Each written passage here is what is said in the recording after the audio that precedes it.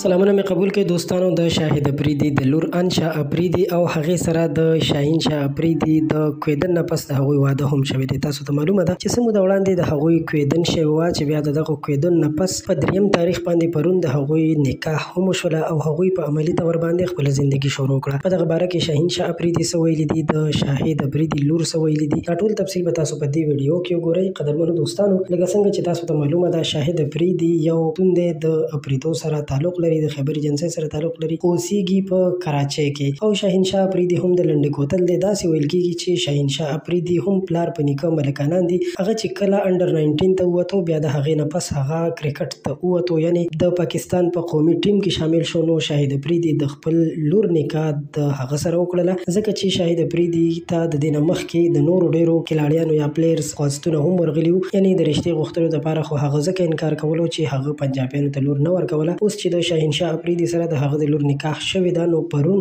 د هغوی په منځ کې په عملي طور ژوند پیل شو او هغوی واده وکړو. نو دا یو تازه خبر چې تر تاسو مو در ورسوو. دا یو ښه خبر دی، ځکه چې یو هلک او جینۍ واده کوي، نو الله تعالی دې د هغوی زندګي بختوره کړي، ځکه چې واده کول یو حلال عمل دی. ډېره مننه چې ویډیو مو راسره تر اخره